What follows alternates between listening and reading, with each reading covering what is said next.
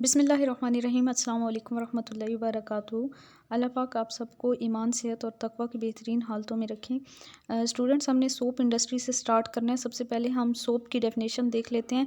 Soap is the sodium and potassium salts of higher fatty acid such as oleic acid, stearic acid, lauric acid, palmitic acid etcetera.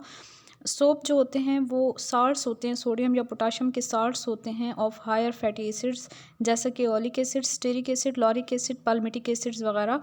और जो sodium salts हैं उनको हम कहते हैं hard soaps, और जो पोटाशियम साल्ट्स हैं उनको हम कहते हैं सॉफ्ट सोप्स। ठीक है। हार्ड सोप जो होता है ये मॉडरेटली सोलबल होता है वाटर में और इतनी ज़्यादा झाग नहीं बनाता। और इसके जो मेन सोर्सेज हैं हार्ड सोप के, वो टैलो, एनिमल फैट और कोकोनट ऑयल वगैरह हैं। सॉफ्ट सोप जो है ये ज़्यादा झाग बनाता है, ज़्यादा इजीली वाटर में डिज़ोल्व हो जाता है और ये ज़्यादा बेटर परफॉर्मेंस शो करता है as compare to hard soap as a cleaning action. Mean कि इसका क्लीनिंग एक्शन जो होता है वो ज़्यादा अच्छा होता है, ज़्यादा अच्छी झाग बनती है। और लिंसीड ऑयल, कैस्टर ऑयल वगैरह जो हैं ये इनसे सॉफ्ट सोप बनाया जाता है। उसके बाद हमारे पास ग्राउंड नट ऑयल आ जाता है, मूंगफली का तेल जो होता है। Produce soap of intermediate consistency, ये इंटरमीडिएट कंसिस्टेंसी की सोप बनाने के लिए ग्राउंड नट ऑयल यूज़ किया जाता है। Basic principle of soap manufacture की बात करें, the basic principle of making all kinds of soap is the combination of higher fatty acids with sodium और पोटाशियम हाइड्रोक्साइड और कार्बोनेट्स। सोडियम या potassium के हाइड्रोक्साइड या कार्बोनेट के साथ कंबाइन किया जाता है हायर फैटी एसिड्स को, तो इस तरह से सोप जो है वो बनता है। ये बेसिक प्रिंसिपल है।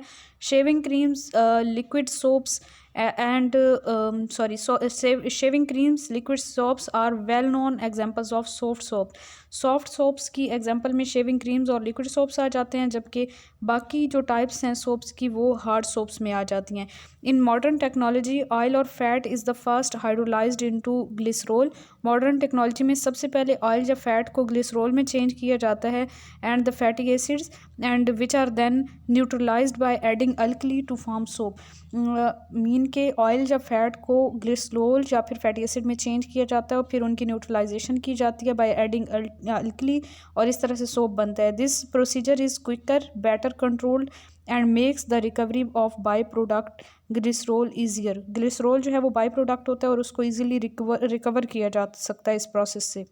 अब यहाँ पे क्वेश्चन आ जाता है कि ये जो रॉ मटेरियल है टैलो, ये क्या होता है। पिघलाई हुई सख्त किस्म की जो चर्बी होती है, tallow is very rich in stearin and is the main fatty mineral used in the fatty material used in the manufacture of soap. It is low melting 45 to 50 degree Celsius animal fat, low melting animal fat है ये, and is obtained by digesting solid animal fat with steam.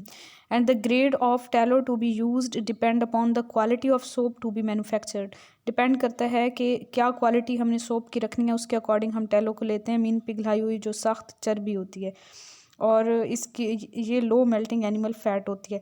उसके बाद हमारे पास Greece आ जाती है। Greases are the other important material used in soap making. They are animal fats and obtain from hogs and smaller domestic animals.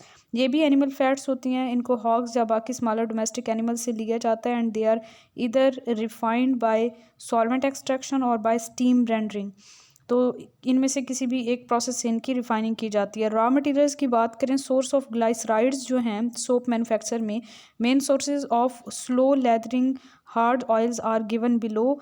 Slow lathering hard oils जो हैं जिनसे mean के हमारे पास हार्ड सोप बनेगा, tallow, lard, palm, whale oil, fish oil and greases वगैरह हैं mean के। ठीक है, इसके मीनिंग्स भी लिखे हुए हैं जहाँ पे आप देख सकते हैं। क्विक लेदरिंग हार्ड ऑयल्स में हमारे पास आ जाते हैं coconut oil and palm kernel oil. उसके बाद सॉफ्ट ऑयल्स में हमारे पास soybean oil, cotton seed oil, unedible olive oil वगैरह शामिल हैं।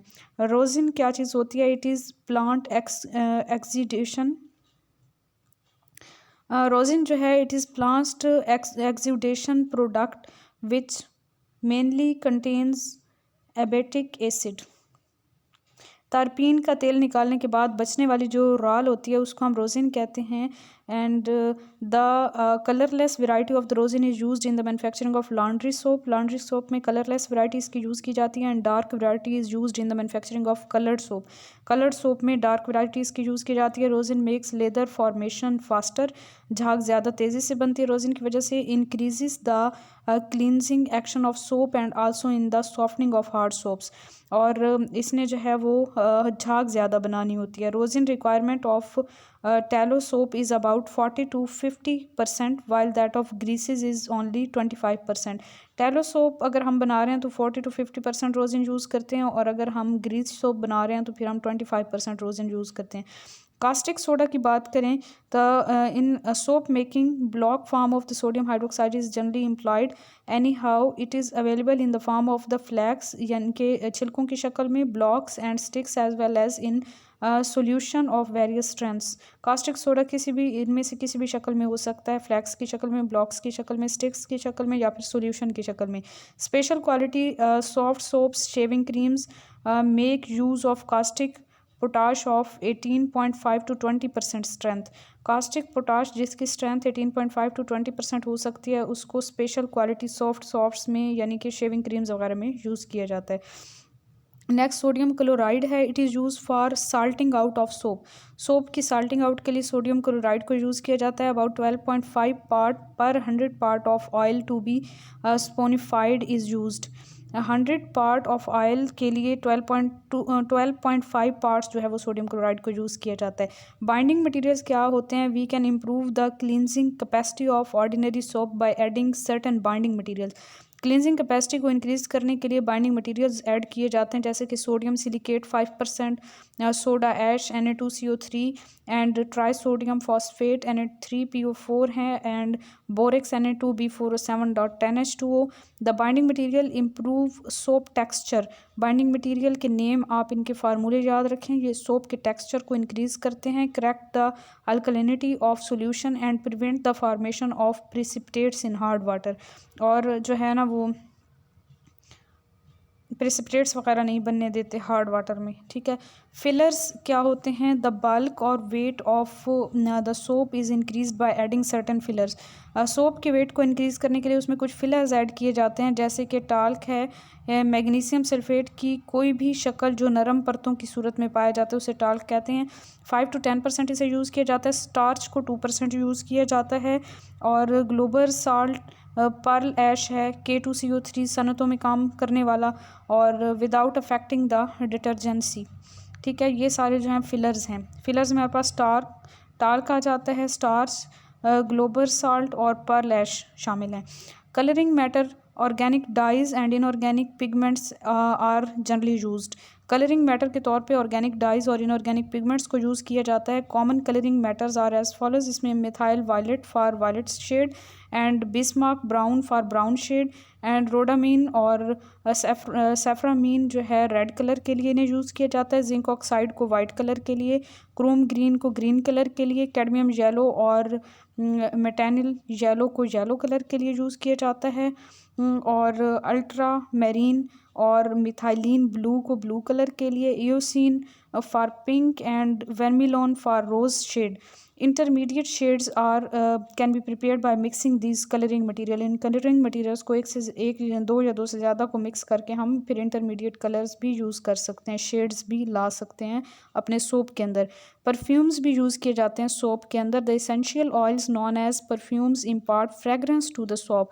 दे मे बी नेचुरल और synthetic. Examples of the natural perfumes are sandalwoods oil, lemon grass oil, clove oil, eucalyptus oil और लेवेंडर है, lavender oil, bergamot oil, cinnamon oil है. Example of synthetic perfumes are given as jasmine है, rose है. Jasmine में हमारे पास benzyl acetate आ जाता है, रोज़ में फिनाइल इथाइल अल्कोहल आ जाता है. और नेक्स्ट लिलिक आ जाता है, साइरिंजिया और टर्पीन ऑयल आ जाता है और मस्क बेंजोएट आ जाता है. ठीक है. इसमें मैं आपको थोड़ा सा इनको मज़ीद बता दूं. संदलवुड ऑयल जो है ये संदल की लकड़ी का तेल होता है. लेमन ग्रास ऑयल को आप जानते हैं. क्लॉव ऑयल लौंग का तेल होता है. यूकलिप्टस ऑयल ऑस्ट्रेलियाई दरख्त के पत्ते का तेल होता है. लेवेंडर ऑयल जो होता है ये छोटी सी सदाबहार झाड़ी होती है, उसका तेल होता है जिसके पत्ते पतले और नीले रंग के होते हैं। और बेरगामोट जो है वो तरंज है कुछ, इसको आप लोग सर्च कीजिएगा। सैनामोन जो है दारचीनी को कहते हैं। और जैस्मीन जो है वो चमेली को कहते हैं। रोज़ गुलाब को कहते हैं। Jasmine benzyl acetate and rose phenyl ethyl alcohol, ये इनके जो है ना वो केमिकल्स भी याद रखें। और लिलिक सरिंजिया जो है वो टर्पीन ऑयल। और मस्क जो है benzoate. Do you know that certain perfumes fixatives such as tolu, खुशबूदार मादा होता है जो कि दरख्त से हासिल किया जाता है। Balsam, gum, benzoin are mixed with perfumes as a result of which essence of soap is not easily lost. तो ये कुछ जो है वो परफ्यूम्स फिक्सेटिव्स भी ऐड किए जाते हैं सोप के अंदर, ताकि उसकी जो खुशबू है ना वो बहुत जल्दी ख़त्म ना हो जाए सोप की। तो उसमें टोलो आ जाता है और बाल्सम, गम, बेंजोइन आ जाता है। तो ये याद रखिएगा, ये हैं परफ्यूम फिक्सेटिव्स। उसके बाद है जी some other additives in soap includes, बाकी एडिटिव्स में आपके पास आ जाते हैं super fatting agents such as lanolin, भेड़ की ऊन में मिली हुई चिकनाई जो साफ़ करने के बाद खुशबू के तौर पे इस्तेमाल की जाती है, लैनोलिन। अब फैटी मटेरियल, लैनोलिन जो है एक फैटी मटेरियल होता है, isolated from sheep's wool is added, इसको भी ऐड किया जाता है सोप में। It prevents the skin from becoming rough and dry, ये हमारी स्किन को रफ और ड्राई होने से बचाती है, ये वाला मटेरियल बचाता है। It is added to soap in 2% concentration and also improves gloss, ऊपर की सतह पर नजर आने वाली चमक को भी ये इंक्रीज करता है। And texture of the soap, और सोप का टेक्सचर भी ये इन्हांस करता है। It also helps in study leather formation and also prevent cracks और ऑन सोप व्हेन ड्राई, कुछ सोप्स ऐसे होते हैं ना उनमें दरारें पड़ जाती हैं जब वो खुश्क होते हैं, तो ये जो है हमारे पास लैनोलिन, इसका काम है कि ये क्रैक्स नहीं आने देता सोप के अंदर जब सोप ड्राई हो जाए। तो extracts of various plants such as neem और यूकलिप्टस, यूकलिप्टस वैसे सफ़ेदा को कहते हैं, और बहुत से प्लांट्स के एक्सट्रैक्ट जैसे नीम या यूकलिप्टस है, या फिर कैलमोग्रा है, जो कि है हमारे पास दरख्त होता है एक जिसके बीजों से तेल निकाला जाता है जो जिज़ाम के लिए मुफीद होता है। Are added as disinfectants, disinfectant के तौर पे नीम और यूकलिप्टस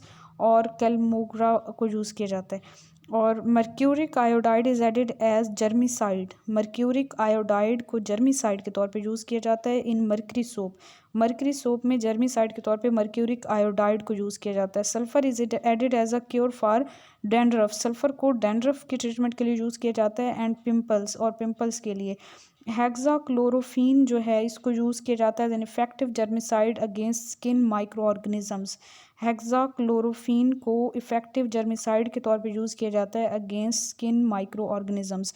मैन्युफैक्चर ऑफ सोप की बात करें तो there are 2 type of processes, hot process और cold process. Usually laundry soaps and toilet और bath soaps are manufactured by hot process, laundry soap, toilet soap और बाथ सोप्स को hot process से prepare किया जाता है। Transparent and other special types of the soaps are produce by cold process, और बाकियों को कोल्ड प्रोसेस से प्रिपेयर किया जाता है। In most of the cases soap obtained by the hot process is settled और grand and separated from the spent like containing the glycerol in solution, and the glycerol is recovered as a byproduct of soap industry। ये बार बार आपको बता रही हूँ कि MCQs के points से हमने तैयार करना होता है, तो ग्लिसरोल जो होता है वो सोप इंडस्ट्री में बाई प्रोडक्ट होता है, इसको लाजमी याद रखिएगा।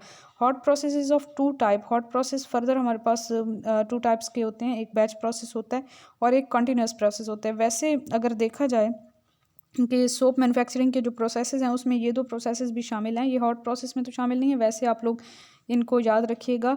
ट्विचल प्रोसेस है और कैटल प्रोसेस है, ये भी सोप मैन्युफैक्चरिंग के प्रोसेसेस हैं।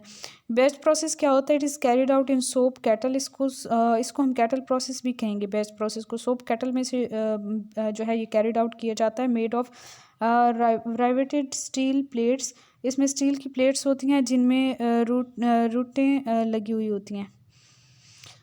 These plates have diameter varying between 5 feet and 25 feet and depth ranging from 8 feet to 30 feet, and the kettle is fitted with steam pipes at the bottom for passing steam. अच्छा, इसमें से कोई इतनी detail करने की ज़रूरत नहीं है, इसमें आपने एक तो स्टील प्लेट्स को याद रखना है, ठीक है, और दूसरा जो है सोप कैटल के अंदर स्टील प्लेट्स लगी हुई होती हैं, और इसकी जो है वो आप 5 फीट टू 25 फीट जो है वो उसकी डेप्थ याद रखें, 5 फीट जो है उसका डायमीटर है, और इसके अलावा इसके साथ स्टीम पाइप्स भी लगे हुए होते हैं, और some of these pipes are perforated, कुछ पाइप्स परफोरेटेड होते हैं for bubbling steam from for through mixing thorough mixing, and it is also fitted with the outlet pipe at the bottom for taking out the spent lye. It has an opening at the side with a stopper for taking out the soap. Process क्या है? A mixture of the melted fats, greases or oils in a proper amount is introduced in the kettle, and a 10 to 11% caustic soda solution is then pumped into the kettle, and steam is directly passed through the mixture, and it heats up the mixture, and the amount of the caustic soda or lye is regulated, और जो सारा material है उसको हम like कहेंगे, so that it is sufficient to combine with all the fatty acids form during the hydrolysis, and thus as the charge continues to boil vigorously more caustic soda is added, and the addition is made gradually, and the reason is that saponification is hampered in presence of large excess of alkali, and the boiling is continued until the saponification is almost complete. उसके बाद completion of saponification है as the reaction proceeds, जैसे ही reaction proceed होता है, emulsion is first formed, पहले एक emulsion बनती है as a result of conversion of tristearin into distearin, tristearin ने डाइस्टेरिन में चेंज हो जाना है, and further a pasty mass of is formed as a result of the conversion of the disterin into monosterin. Finally, the mass combines clear as well as mass जो है बाद में becomes clear as well as homogeneous, and this includes that saponification is complete. जब mass हमारे पास homogeneous बन जाता है तो इट्स मीन saponification complete हो चुकी है.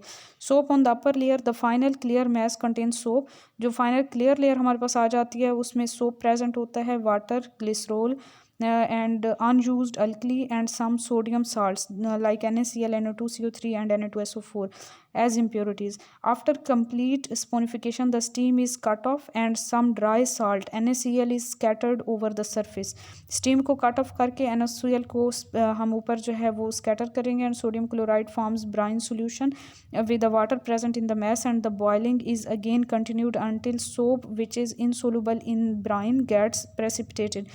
soap की precipitation हो जाएगी हीट करने पर, and separates from the upper layer, and the lower layer contains glycerol, sodium chloride, alkali and other soluble impurities. upper layer में हमें soap obtain हो जाएगा और lower layer में सारी impurities होंगी. the addition of the salt is stopped and the steam is also cut off. salt की addition जो है उसको हम stop करेंगे, steam को cut off करेंगे when the lye that separates is found to be neutral. जब lye जो है वो हमारे पास neutral हो जाएगी, and the separated lye and the soap are boiled to form a homogeneous mass, and the boiling is stopped by cutting off the steam, and the whole mass is allowed to settle overnight. As a result of setting, the mass is separated into two layers, and the upper soap layer and the lower spent lye layer, and the latter is withdrawn from the bottom and sent to glycerol recovery plant. ठीक है, तो इस तरह दो layers बनेंगी, ऊपर वाली soap वाली लेयर हम अलहदा करेंगे और नीचे वाली जो लाई लेयर है उसको फिर हम निकालेंगे वहाँ से बॉटम से, और फिर जो है ग्लिसरॉल रिकवरी प्लांट में उसे भेज देंगे. उसके बाद treatment with crude soap. The crude soap is boiled with water. Crude soap को हम वाटर में बॉयल करेंगे, and some caustic soda to remove free alkali salt. उसमें कास्टिक सोडा ऐड करेंगे अल्कली साल्ट को रिमूव करने के लिए और ग्लिसरीन को रिमूव करने के लिए, and again boiled by passing steam. The lower layer is run off from bottom and is combined with spent lie.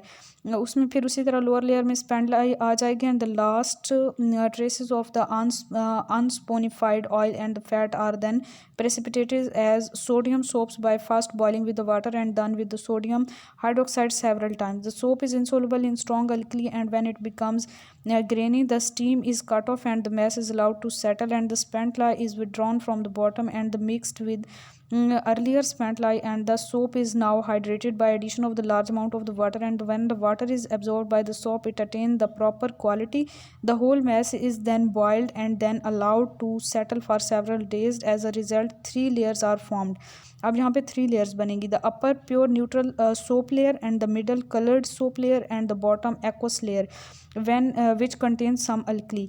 The upper melted layer called neat soap is withdrawn while warm through the side pipe into the soap frames where soap solidifies on cooling, and the middle layer remains in the tank and is very often worked into the next batch, and the bottom layer goes as waste. The solidified soap is next cut into slabs and bars by wire, either by hand or machinery, sorry mechanically. उसके बाद जी हमारे पास आ जाता है continuous process. ये सारा मैं इसलिए रीड कर रही हूँ क्योंकि इसमें कोई बहुत ज़्यादा चीज़ें समझाने वाली नहीं है। प्रोसेस को आप सुने, इसमें से जो इंपॉर्टेंट बातें आपको लगती हैं उनको माइंड में रखें एमसीक्यूज़ के पॉइंट ऑफ व्यू से, और बाकी को स्किप कर दें। ठीक है, कॉन्टीन्यूस प्रोसेस क्या है? In the continuous process the raw oils, fats and catalyst usually zinc oxide. अब यहाँ पे कैटलिस्ट याद रखने वाली चीज़ है, zinc oxide are blended and fed into the hydrolyser. इनको हाइड्रोलाइज़र में ऐड किया जाता है या फिर स्प्लिटिंग टावर में। ठीक है, the tower is fitted with steam coils. अच्छा, ये कॉन्टीन्यूस प्रोसेस हम पढ़ रहे हैं। Steam coils through which steam is passed for heating the charge. The splitting of the fat takes place continuously in a counter current manner. Fat की splitting होगी at about 250 degree Celsius and 40 atmospheric pressure. अब temperature और pressure की range यहाँ पे याद रखने वाली है, 250 degree Celsius, 40 atmospheric pressure. The fat globules rise against descending aqueous phase which also dissolve any glycerol from during the reaction, and the aqueous layer is withdrawn and used for recovery of glycerol। aqueous layer को अलग किया जाता है और वहाँ से glycerol की recovery करवाई जाती है। from the top of the hydrolyzer fatty acids are discharged and collected in a flask tank called decanter. Flask tank से जो है फैटी एसिड्स को अलग किया जाता है जिसे डिकेंटर कहते हैं। And here excess of water is separated and the fatty acids are then led through a heat exchanger to a high vacuum still and distilled, and the distillate containing free fatty acid is then neutralized with the concentrated solution of the caustic soda in a continuous high speed mixture neutralizer. Due to neutralization, soap is obtained and which is withdrawn hot from the mixer neutralizer into an agitated tank. This soap contains water, sodium hydroxide and some NaCl. This soap is partially dried in a high pressure steam exchanger by heating under pressure, and heated soap is collected in a flask tank at atmospheric pressure.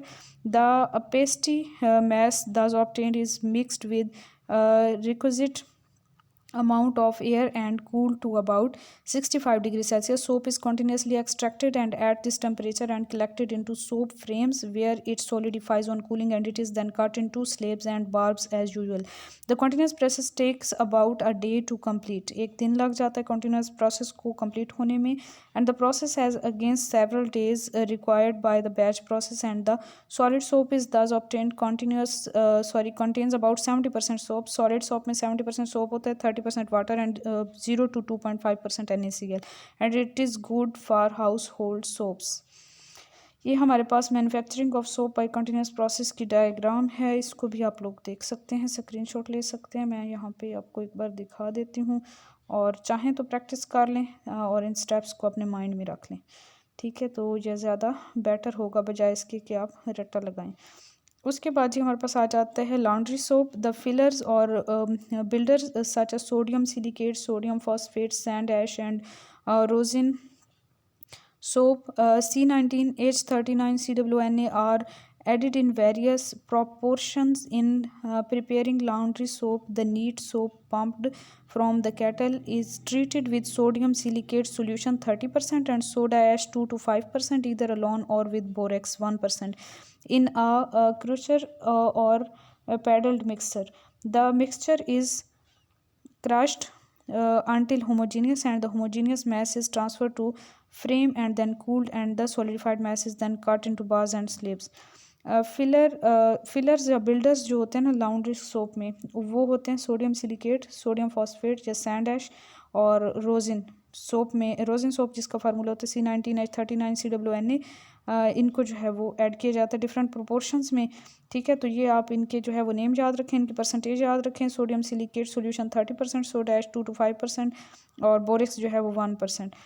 Toilet और transparent soap. Toilet soap contains no fillers. Toilet soap या transparent soap जो है इसमें कोई fillers नहीं होते except occasionally a little rosin soap. It has about 10% moisture, इसमें तकरीबन 10% मॉइस्चर होता है। And the dry neutral neat soap from the kettle is pumped into chilling roll, uh, and chipping are dried in rooms by steam, and the dry chips contain 7 to 10% water. इसमें 7 to 10% water हो सकता है. Is then dropped into blended mixture called amalgamator. Color, perfume, germicide, and other ingredients are now added and thoroughly mixed, and the mixture is next ground into form of the paper thin ribbons in polished granite roll mills, and these ribbons are squeezed into powders in the form of the thick threads, which are then extruded into bars, and the bars are then cut into cakes, stamped and wrapped. Characteristics of good quality toilet soap. Good quality toilet soap have the following important characteristics: easily soluble in water with profuse lathering, and persistence of soap fragrance, non-dyeing ability of skin or fabric by color of the soap, and the smooth glossy appearance without any cracks. उसके बाद composition of best quality soap. Best quality soap can be made from the following: finest white tallow 50 to 70%, coconut oil 25 to 30%, lard 20%, palm kernel oil जो है वो 20% हो सकता है best quality soap के अंदर, और कास्टर ऑयल जो है वो 5% रेजन ट्रेस अमाउंट में होता है. रेजिन जो है वो आपके पास नबाताती गोंद या गंध अफरोज़ा होता है. Caster oil improves the finish. Caster oil जो है वो finish improve the finish off the soap, and it should be noted that rancid fats are never used in good quality soaps. Various kinds of soaps में हमारे पास सबसे पहले shaving soaps आ जाते हैं. The manufacturing of shaving soaps purification is carried out with potash as well as soda lye, tallow and coconut oil along with a small amount of the lard oil. Castor oil and lanolin are the main raw materials. During milling, some soft white paraffin, tragacanth as mucilage and glycerine are added in small amount to improve soothing and emollient properties. The shaving soaps must be capable of producing lather that persists for a long time, and should also be neutral and non irritating to skin. ठीक है, shaving soaps जो है non irritating और neutral होने चाहिए, और जो है ना अच्छी झाग बनाने वाले होने चाहिए. These qualities can be obtain by using best quality tallow and coconut oil. तो इन क्वालिटीज़ को ऑब्टेन करने के लिए बेस्ट क्वालिटी टैलो को यूज़ किया जाता है और बेस्ट क्वालिटी कोकोनट ऑयल को यूज़ किया जाता है as a source of glycerides and mixture of caustic soda and caustic potash lyes as the saponifying agent. Saponifying agent के तौर पे कास्टिक सोडा और कास्टिक पोटाश लाई को यूज़ किया जाता है. और नेक्स्ट हमारे पास ट्रांसपेरेंट सोप आ जाते हैं. For the preparation the good quality soap is dissolve in alcohols by gentle heating, and then 80% of the alcohol is transported into moulds. 80% alcohol add किया जाता है, and this method is good but expensive, and it may be made cheap by adding sugar, castor oil, glycerine during the process of for ordinary good quality milling. These raw materials are more easily converted into converted from crystalline form to colloidal state, which is really the essence of the process, and there is thus no need of using ethyl alcohol. अच्छा, ethyl alcohol की जगह पे sugar, castor oil और glycerine वगैरह को भी use किया जा सकता है. ठीक है, तो ये इसकी रिप्लेसमेंट है, इनको याद रखें. There is thus no need to of using ethyl alcohol and industrial spirit, pure methyl alcohol और इवन आइसोप्रोपाइल अल्कोहल में yield good result. Industrial spirit जो है, स्पिरिट जो है, और इसके अलावा प्योर मिथाइल अल्कोहल या आइसोप्रोपाइल अल्कोहल को भी यूज़ किया जा सकता है गुड रिजल्ट्स के लिए. Drawing should be carried out at a fairly low temperature indoors to preserve good color. Rose toilet soap क्या होता है? It can be prepared by cold process. Cold process से प्रिपेयर किया जाता है with the ingredients coconut oil, soap oil, rose geranium और oil of bergamot, tincture of musk and eosin. Specified quality of the cooling matter and perfumes are then added, and after thorough mixing, finally powdered fillers are added, and crushing is continued till a uniform blending is ensured, and it is allowed to settle in frames. Carbolic acid soap, it can be prepared by taking coconut oil 53.7%, tallow 21.8%, NaOH lye 32.5%, and carbolic acid or phenol 1.64% by weight. Soap stock is prepared by bleaching palm oil, best tallow, and rosin, and blending of carbolic acid with molten soap is done in a slightly alkaline medium because of weakly acidic behavior of phenol. Carbolic acid should not be more than 5 to 10%. Otherwise, it may cause skin irritation, and the soap should be properly dried because of hygroscopic nature of carbolic acid. Soap को properly dry करना चाहिए. Neem soap है next हमारे पास. It can be prepared by taking coconut oil 55 to 5%, caustic lye जो है 11.1%, और नीम oil 11.1%, water 22.2%. और इसके बाद विक्टोरिया जो है जनूबी अमेरिका का आबी सोजन जिसके बड़े बड़े पत्ते पानी पर तैरते हैं, ब्लू, ठीक है, विक्टोरिया ब्लू को यूज़ किया जाता है. और uranine yellow 0.1%. The caustic soda lye is added to water and then agitated with the oil mixture to get thick paste of required consistency, and now perfumes as well as coloring material are added, and crushing is continued until a creamy product is obtained, and it is allowed to settle for 2 days, and the set soap is cut into pieces and molded. उसके बाद हमारे पास liquid soap आ जाते हैं. It is generally prepared by coconut oil, caustic potash 24%, borax, glycerine, sugar and water. The coconut oil is heated in a jacketed kettle at about 50 degrees centigrade and then agitated with potash, lye, and considerable foaming indicates saponification, and now sugar, borax, and glycerine are added, and the mixture is stirred with known quantity of water, and the mixture is filtered, and perfumes as well as coloring material is added, and it is then packed in labeled bottles. And liquid soaps have also been prepared by making use of mixture of KOH and NaOH. ठीक है, तो जो liquid soaps हैं उनको KOH और NaOH के mixture को use करके भी बनाया जाता है. सल्फ़र सोप क्या होते हैं? Such a soap can be prepared by blending soap with elemental sulphur.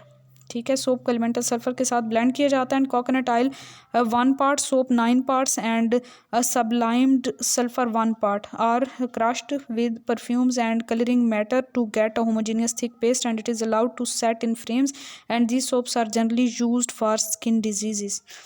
तो यहाँ तक जी सोप इंडस्ट्री थी, और सोप इंडस्ट्री में मैंने ज़्यादा जो है वो आपको थॉरली पढ़ के बताया है, और आप लोगों को यकीनन जो इम्पोर्टेंट पॉइंट्स थे उन पे मैंने ज़ोर दिया वो आपको समझ आए होंगे. MCQ पॉइंट ऑफ व्यू से जब आप ख़ुद सोच के पढ़ेंगे तो सुनेंगे ध्यान से तो आसानी होगी, और अपने नोट्स बना लिया करें. नोट्स लाजमी बनाया करें ताकि आपको फिर रिवीजन में कोई परेशानी ना हो, और सारा का सारा अगर आप लिख लेंगे ना तो फिर आपके लिए रिवीजन में प्रॉब्लम हो सकती है. आप पहले लेक्चर को प्रिपेयर कर लिया करें. प्रिपेयर की हुई चीज़ को लिखना जो है ना वो बड़ा आसान हो जाता है. फिर जैसे अगर आप टीचिंग कर रहे हैं मेरी तरह, तो फिर ड्यूरिंग टीचिंग जब आप बच्चों को, स्पेशली जब आप छोटे बच्चों को पढ़ाते हैं जैसे प्राइमरी लेवल के बच्चों को, तो जब हम बच्चों को कोई काम असाइन करते हैं तो अगर तो हम उन्हें पहले लिखने पे लगा दें तो बच्चे बोर हो जाते हैं, उनसे बिल्कुल भी नहीं लिखा जाता. लेकिन अगर पहले वही चीज़ हम उन्हें याद करवा दें और फिर उन्हें रिटर्न वर्क दें तो वो इंतहाई इंटरेस्टिंग वे में लिखते हैं. तो मैं भी आपको ये कहूँगी कि पहले आप याद किया करें, पहले जो भी चीज़ें जो फैक्ट्स हैं उनको एज इट इज़ रटा लगाएं, जो कंसेप्ट हैं उनको ग्रैब करें, और देन उनके नोट्स आप ख़ुद से बनाएं ना, आपको बहुत इंटरेस्टिंग लगेगा और टाइम भी बहुत कम कंज्यूम होता है. अगर आप पहले लिखने बैठ जाएं और बाद में याद करने का सोचें तो ये जो है ना थोड़ा सा मुश्किल हो जाता है ये काम, बाद में फिर वो चीज़ पढ़ी नहीं जाती. पहले याद करें तो बाद में आप नोट्स बनाएं तो वो आपके लिए ज़्यादा अच्छा होगा. ठीक है, ये मेरी तरफ से आप लोगों के लिए मशवरा है. आगे आप लोगों की मर्ज़ी है, जैसे आप लोगों को आसानी हो और जैसे आप लोगों को मुनासिब लगे वैसे करें, लेकिन नोट्स लाजमी बनाएं ताकि पेपर से पहले रिवाइज़ करने में आसानी हो. नेक्स्ट जी मैन्युफैक्चर ऑफ ग्लास है. कंपोजिशन ऑफ ग्लास की बात करें तो glass is not a single compound but it is a mixture of the number of the metallic silicates. ये सिंगल कंपाउंड नहीं है बल्कि मेटेलिक सिलिकेट्स का मिक्सचर होता है. ग्लास जो है अमॉर्फस भी होते हैं, ट्रांसपेरेंट भी होते हैं, ट्रांसल्यूसेंट भी होते हैं, रिजिड, सुपर कूल्ड, लिक्विड होते हैं. ये of identified viscosity. No definite formula can be assign to the glass. Glass के लिए कोई स्पेसिफिक फार्मूला हम असाइन नहीं कर सकते. It has no definite melting point, इसका कोई मेल्टिंग पॉइंट भी नहीं होता क्योंकि ये क्रिस्टलाइन नहीं होते ना, एमॉर्फस सॉलिड होते हैं ग्लास जो होता है। विद इन सर्टन लिमिट्स गिलास में बी रिप्रेजेंटेड बाय फार्मूला, कुछ लिमिट्स के साथ हम इसके लिए एक फार्मूला डिज़ाइन करते हैं, XNA2O या फिर XK2O.YMO.6SiO2। ये एक ऐसे जनरल सा फार्मूला है, वैसे कोई स्पेसिफिक फार्मूला नहीं होता ग्लास का। Na2O या फिर K2O हम ले सकते हैं इनके XMOL.Y_MO.6SiO2, where M is the divalent metal. M जो है वो डाईवैलेंट मेटल होगा कोई भी, जैसे कि कैल्शियम, बेरियम, lead है, zinc है, and X and Y are the number of the molecules. In other varieties of the glass, SiO2 may be replaced by Al2O3। Silica को हम एलुमिना से, बोरोन ऑक्साइड से या फिर फॉस्फोरस पेंटऑक्साइड से replace कर सकते हैं। Raw material required in the manufacture of the glass are, यहाँ पे हमारे पास हैं जी compound of alkali metal like Na2CO3, sodium carbonate, sodium sulphate, sodium nitrate, potassium carbonate या फिर potassium nitrate, and this compounds provide sodium oxide and potassium oxide. इसके अलावा सेकंड रॉ मटेरियल में हमारे पास कंपाउंड हो जाते हैं अल्कलाइन अर्थ मेटल्स के, जैसे कैल्शियम कार्बोनेट, बेरियम कार्बोनेट हैं। These compounds provide calcium oxide, barium oxide, calcium oxide में बी यूज्ड एज सच। उसके बाद मीन के हम कैल्शियम कार्बोनेट की बजाय कैल्शियम ऑक्साइड को एज सच भी यूज़ कर सकते हैं। उसके बाद हमारे पास थर्ड जो रॉ मटेरियल है उसमें oxide of heavy metals like lead oxide, Pb3O4 है, जिंक ऑक्साइड है। Silica which is used in the form of the quartz, fourth raw material. Silica को यूज़ किया जाता है in the form of quartz और ignited flint, white sand और ordinary sand, ठीक है। डिफरेंट सिलिका के डिफरेंट फॉर्म्स हैं, किसी भी फॉर्म में हम इसे यूज़ कर सकते हैं।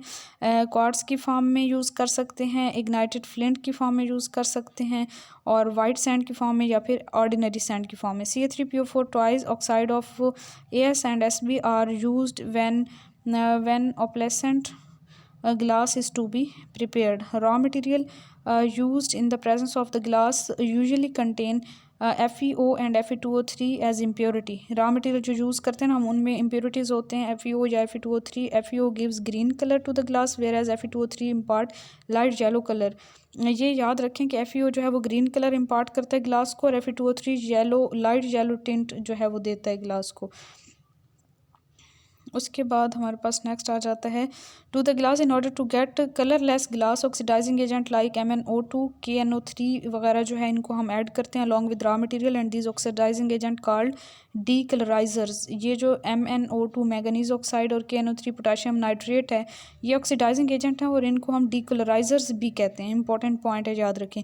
Raw material for coloured glass, in order to get coloured glass certain metallic oxides are added to molten mass. कुछ खास मेटेलिक ऑक्साइड ऐड कर देते हैं हम कलरिंग के लिए and these oxides give specific colour to the glass, जैसे कि Fe2O3 जो है वो येलो कलर इम्पार्ट करता है, Cr2O3 जो है वो ग्रीन कलर इम्पार्ट करता है ग्लास को, MnO जो है वो पर्पल कलर देता है और COO जो है cobalt oxide is use to get blue colour in the glass. Borax is use as a flux, borax also, borax को जो है वो पिघलाव में आसानी करने वाले मादे के तौर पे, फ्लक्स के तौर पे यूज़ किया जाता है। Borax also lowers the coefficient of expansion of the glass and increases its durability. Alumina makes glass resistant to sudden changes of temperature and alumina is often used in the form of feldspar। ये एक mineral है, ठीक है। It is naturally occurring mineral with the formula Na2O3 Na2O.Al2O3.6SiO2। ये feldspar का formula भी याद कर लें, पहले भी आपको करवाया था। सोडा फेल्डस्पार इसे कहते हैं या K2O.Al2O3.6SiO2 जिसे पोटाश फेल्डस्पार कहते हैं। Pieces of the broken waste glass, scrap glass called cullet are added to the batch Na2CO3 plus CaCO3 plus SiO2 during fusion and these pieces serve two purposes: facilitate the fusion, mean flux and secure utilization of waste glass। Manufacture of ordinary glass देखें detail में तो ordinary glass is soda lime glass, ordinary glass soda lime glass होता है and it's approximate composition is Na2O.CO.6SiO2। तो इसकी जो approximate composition है वो Na2O.CO.6SiO2। The manufacture of ordinary glass consist of the following steps. जो इसके स्टेप्स हैं ऑर्डिनरी ग्लास को प्रिपेयर करने के, पहले है fusion of raw material, sodium carbonate, calcium carbonate and sand are finely powdered and then mix together in a proper proportions. Sodium carbonate, calcium carbonate और sand को मिक्स किया जाता है फाइनली पाउडर फॉर्म में। Resulting mixture is called batch. जो हमारे पास mixture बन जाता है उसको हम बैच कहते हैं। It is mixed with broken pieces of scrap glass called cullet. और उसके बाद हम स्क्रैप ग्लास के ब्रोकन पीसेस के साथ उसे मिक्स करते हैं जिसे कलेट कहते हैं। Cullet is obtained from the previous run. Scrap glass facilitates fusion and thus act as flux. और स्क्रैप ग्लास जो है इसने फ्लक्स के तौर पे एक्ट करना होता है। The mixture of sodium carbonate, calcium carbonate, silica which is called batch, and cullet is fused either in the pots of the pot furnace or in the tank of the tank furnace. pot furnace की pots के अंदर या फिर tank furnace के tank के अंदर जो है वो इनको fuse किया जाता है। and the furnace is heated by producer gas से furnace को heat किया जाता है। and this furnace act as a regenerative principle of heat economy. इस पे जो है ये एक्ट करती है। And the following reactions take plus Na2CO3 plus CaCO3 plus 6SiO2। इसमें हमारे पास Na2.CO6SiO2 प्लस कार्बन डाइऑक्साइड जो है यहाँ से रिमूव हो जाएगी। At the start considerable frothing झाग बनेगी is there due to the formation of carbon dioxide on continued heating the whole of the carbon dioxide escapes out and the clear viscous fused mass is obtained. And to get colored glass coloring material which is usually a metallic oxide like Fe2O3 CuO Cr2O3 is added and the mass is heated again until it becomes homogeneous. Second step आ जाता है shaping. The fused mass obtained is as above is allowed to cool down and then it is blown or cast into molds to get the articles of the desired shape. And if sheet glass is required it is pressed between rollers. Third step आ जाता है annealing. In annealing the newly shaped article is cooled slowly. Annealing के process में slowly जो है newly shaped article को slowly cool किया जाता है। If the articles are cooled quickly they become brittle on account of high internal strain. अगर उन्हें क्विकली कूलिंग करेंगे उनकी तो वो ब्रिटल हो जाते हैं because of high internal strain. And during annealing the molecules of the glass arrange themselves in such a way that there is no strain in them. And when the article is cooled and thus as soon as the article is ready it is passed through a series of the cooling chambers where cooling is carried out step by step. Next step आ जाता है finishing. Now the article so obtained requires some finishing touch such as cutting, grinding, polishing etc. and after annealing only the finished product are sent to the market. फिर है जी variety of glass में हम देखें तो if we change the composition of the batch several varieties of the glass can be obtained and some important varieties are discussed below. यहाँ पे सबसे पहले variety जो glass की है वो है soda lime glass जिसे soft glass या ordinary glass भी कहते हैं जिसका जनरल फार्मूला Na2O.CaO.6SiO2 होता है। This is also called window glass. इसको विंडो ग्लास भी कहते हैं। It is mixture of the sodium and calcium silicates. ये सोडियम और कैल्शियम सिलिकेट्स का मिक्सचर होता है। Its preparation has already been given and it is cheap variety of glass. It is called soft glass because its softens at a relatively lower temperature and can easily be molded into different shapes. And it is very slowly attacked by chemical reagents and even by water, and it is used in making glass tubes, window glass, bottles and dishes. Next variety में हमारे पास potash lime glass या hard glass आ जाता है जिसका formula है K2O.CO.6SiO2। अच्छा soft और हार्ड में देखें ना इसमें सोडियम है और हार्ड में आपके पास पोटाशियम है। ठीक है। It is also called Bohemian glass भी कहते हैं पोटाश लाइम ग्लास को।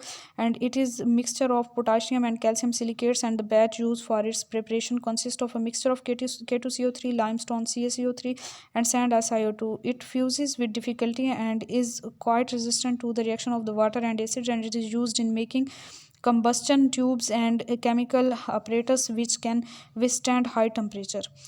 पोटाश लेड ग्लास और फ्लिंट ग्लास जिसका फार्मूला आपके पास K2O.PbO होता है .6SiO2। फ्लिंट ग्लास भी इसे कहते हैं पोटाश लेड ग्लास को। It is mixture of potassium and lead silicates.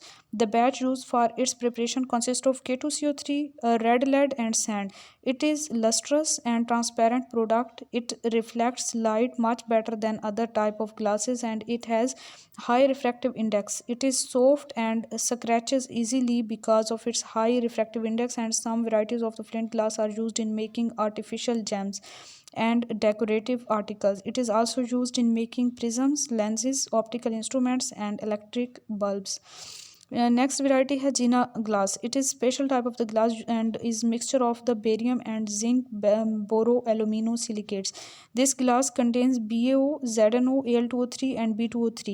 In place of silica, Al2O3 is present in the higher amount than in ordinary glass, and this glass also contain alkali which is present in low amount, and it has low coefficient of expansion and more resistant to heat, shock and acid and alkali. उसके बाद पायरक्स glass आ जाता है. Pyrex glass is a mixture of boro and alumino silicates of zinc and barium. Its approximate composition is SiO2 80%, Na2O 4%, CaO 0.5% and K2O 0.5%, B2O3 12% and Al2O3 3%, and it can withstand a sudden change of temperature, and it is highly suited for laboratory glassware such as flasks and beakers. Crookes glass hai. In this type of the glass, a part of calcium oxide is replaced by oxide of lead, barium, zinc, cadmium or magnesium. Cerium oxide is also added, and this oxide cuts ultraviolet rays, and these rays are harmful to the eyes, and thus this glass is used in making special type of lenses. Crooks glass जो है वो lenses बनाने के लिए use किया जाता है. Quartz glass और fuse silica glass. This variety of the glass is obtain by melting silica in the electric furnace and then made into tubes, basins, crucibles. और silica glass has the following characteristics. Silica glass has a very low coefficient of expansion and hence white hot article when put into water does not break. Can withstand a temperature of over 1000 degrees Celsius, and it is less attacked by chemical reagent than glass.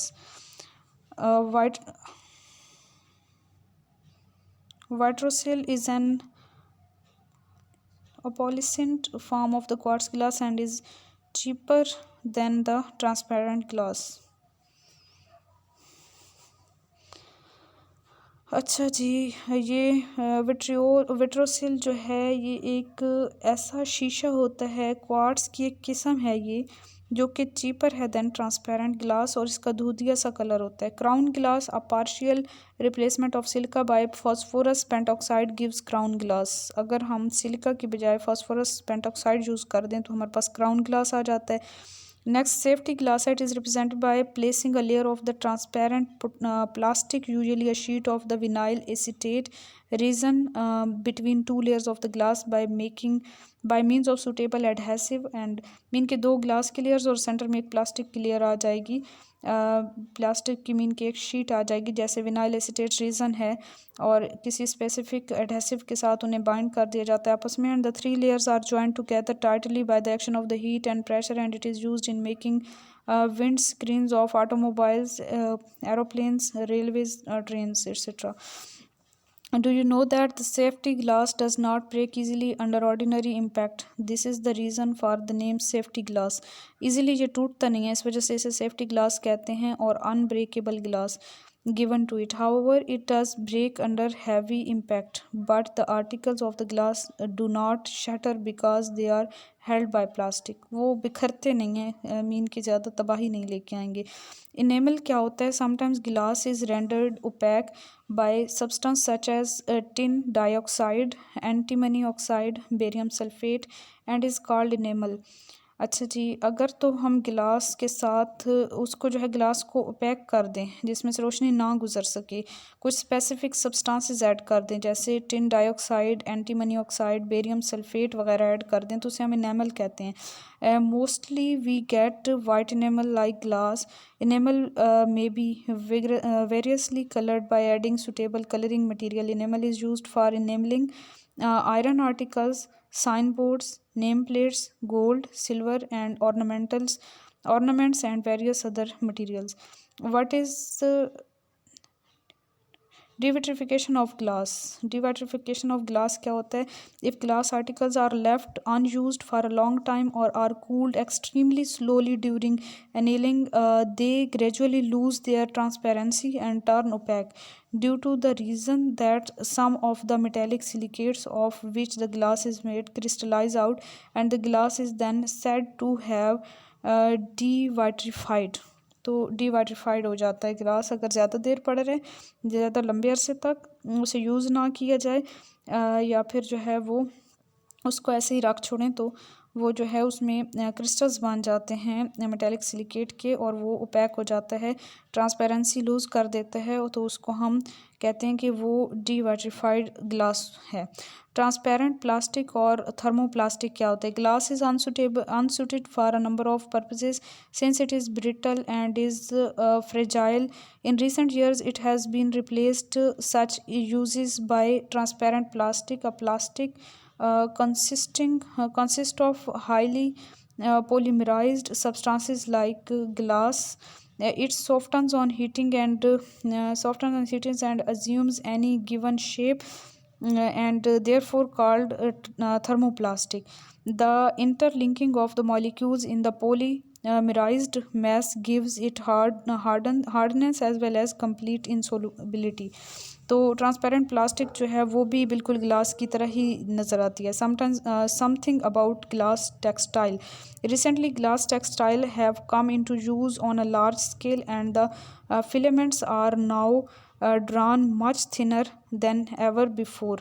With a great increase in tensile strength, fibers have been made 30 miles long without a break, and the thinness of such filaments can be easily visualized by the fact that even 2 pounds of the finest filament would encircle the earth. Such filaments find a great market in insulating taps and for fluffy blankets. It is also employed for heat insulation of houses, ships, um, locomotives, and for dust removal, for conditioned air. These fibers can reinforce plastics, and but be careful that these fibers are unsuitable for cloth making since they slightly irritate the skin. तो ये interesting information थी कुछ. और यहाँ हमारा industrial chemistry यानी chemical industries का जो चैप्टर है वो अल्हम्दुलिल्लाह कंप्लीट हो चुका है. 2 पार्ट्स में हमने कंप्लीट किया है. आप अपने नोट्स बनाएं, इंपॉर्टेंट पॉइंट्स को लिखें, पहले अंडरस्टैंड करें सारी चीज़ों को और फिर जो है अपने नोट्स बनाएं, और ताकि आपको रिवीजन के टाइम पे कोई परेशानी ना हो, आपको सब कुछ पहले से ही क्लियर हो. जस्ट आपने जो है वो रिकॉल करना हो अपने नॉलेज को और देन आप एग्ज़ाम के लिए चले जाएँ. तो दुनिया के इम्तिहानात के साथ साथ आखिरत के इम्तिहान की तैयारी लाजमी करें और हर रोज़ कुछ ना कुछ अच्छा करें. गुज़रे हुए दिन की निस्बत कोशिश करें कि आप अपना बेस्ट वर्जन सामने लेके आएँ हर गुज़रते दिन के साथ, और ख़ुद को मोटिवेटेड रखें. 5 वक्त की नमाज़ पढ़ें, कुरान पाक पढ़ें. कोशिश करें कि क़िराअत के साथ मीन के एक अच्छे अंदाज़ के साथ कुरान पाक पढ़ना सीखें, क्योंकि कुरान पाक का हक़ है कि उसे खूबसूरत आवाज़ से पढ़ा जाए. और इसके अलावा कुरान पाक को तर्जमा के साथ पढ़ें, तफसीर के साथ पढ़ें और अपनी ज़िंदगियों में अप्लाई करें. और इसी में हम लोगों की कामयाबी है. अपनी दुआओं में याद रखिए. अपना बहुत सारा ख्याल रखिए. जज़ाकल्लाहु खैर. अल्लाह हाफ़िज़.